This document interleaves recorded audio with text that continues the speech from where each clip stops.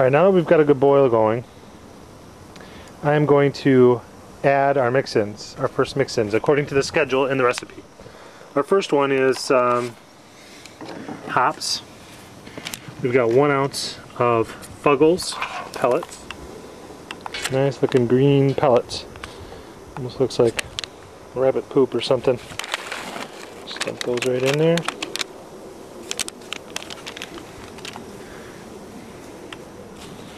And it might also want to try to boil up again when you drop those in there. It's okay. Keep an eye on it.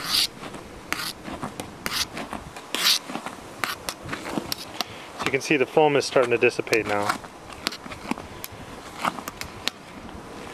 Pretty soon the danger of a boil over will be a lot less. Still need to keep a close eye on it. Just keep it at a gentle boil.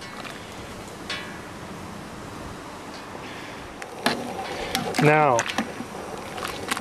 I need to start a timer. According to my recipe, this needs to boil for 45 minutes before my next addition. So, until then, we're just going to stir occasionally and make sure it doesn't boil over. Keep it right at a nice low rolling boil. Low rolling boil. Okay, my recipe calls for another 1/4 ounce of hops, yet my recipe came with, or my kit came with a 1 ounce package of hops. So what I'm going to do is just dump about 1/4 of them.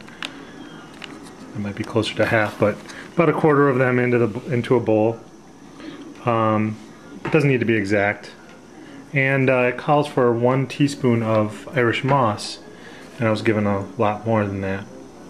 So I've got a teaspoon here, and so I got that in a bowl, so I can just dump that bowl into the boil.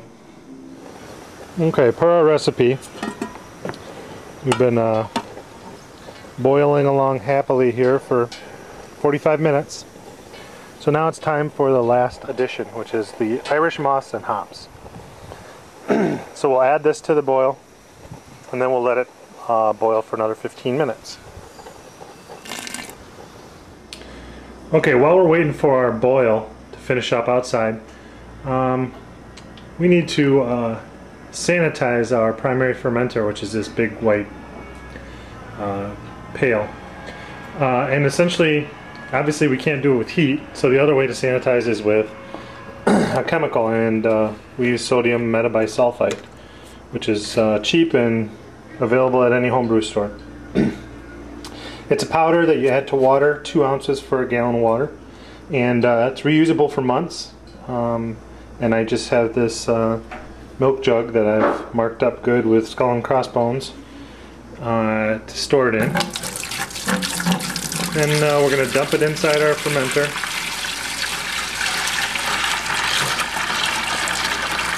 I'll put the whole gallon in there so it's easier to work around on the inside. So what we need to do is kind of soak the insides of this bucket with the sanitizer.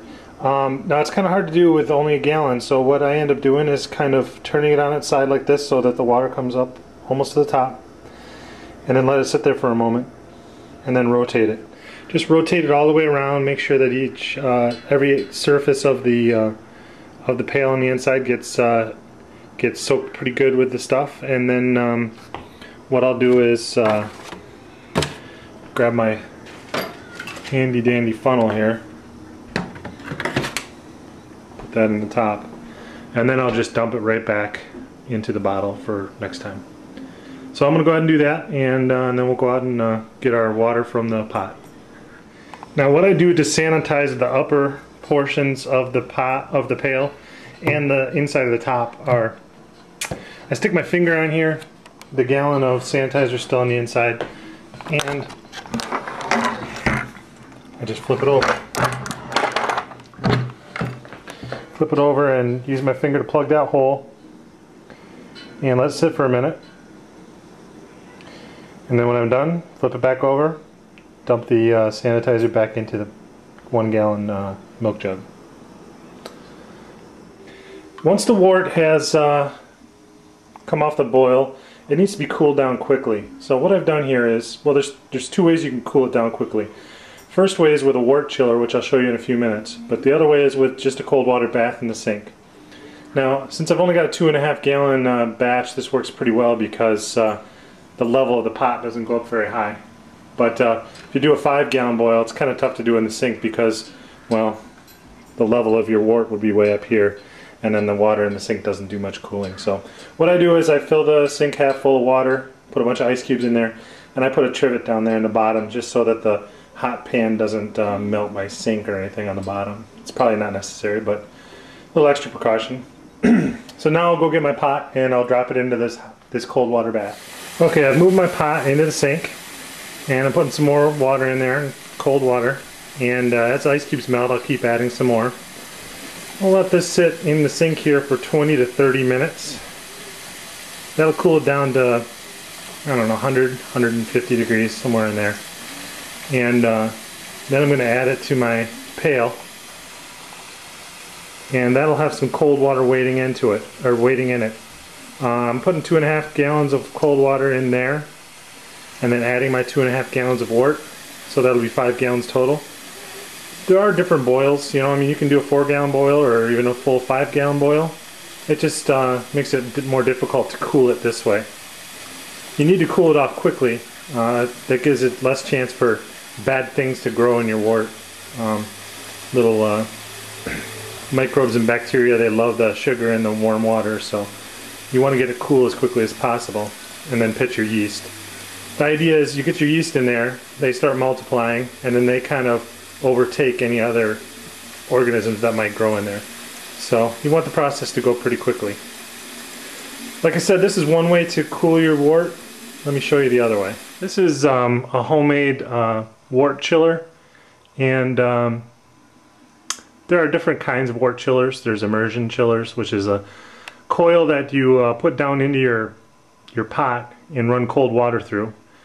This one's called I believe it's called a dual jacketed, dual flow, something like that, wort chiller.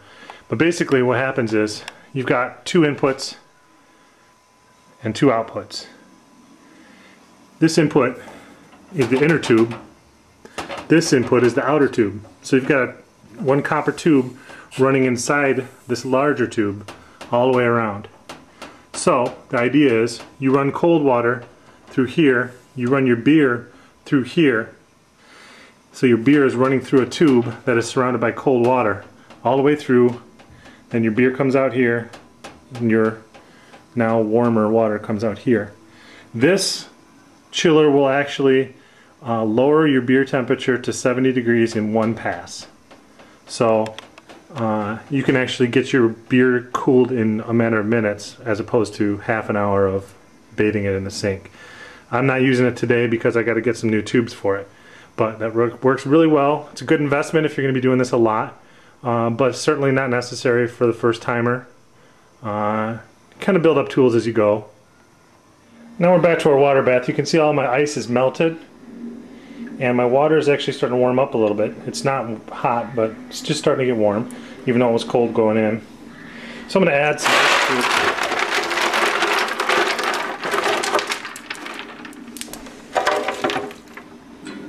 And if those melt and my water gets warm again, I'll probably drain out all the water and add another batch of cold water.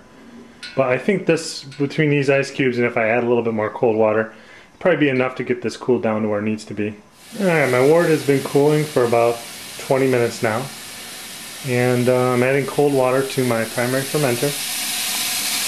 Now it's important that anything that you're going to use inside this now not boiling liquid has to be sanitized chemically. So if I use a spoon in there, anything like that, it needs to be sanitized. What I'm doing now is optional, and that is straining off some of this trub. Trub is the this stuff, the thick goop at the bottom. It's comprised of spent used up hops, and in my case some peanut butter. This is optional. You can just dump the wort right into the primary if you want, but this is going to take out a bunch of the sediment. It's going to make my beer a little clearer later on. So I probably would skip this step if I wasn't using the peanut butter, because I'm also probably straining off some of the Irish moss. But with that peanut butter in here, I'm going to go ahead and do this. And in case you're wondering, this stuff smells wonderful.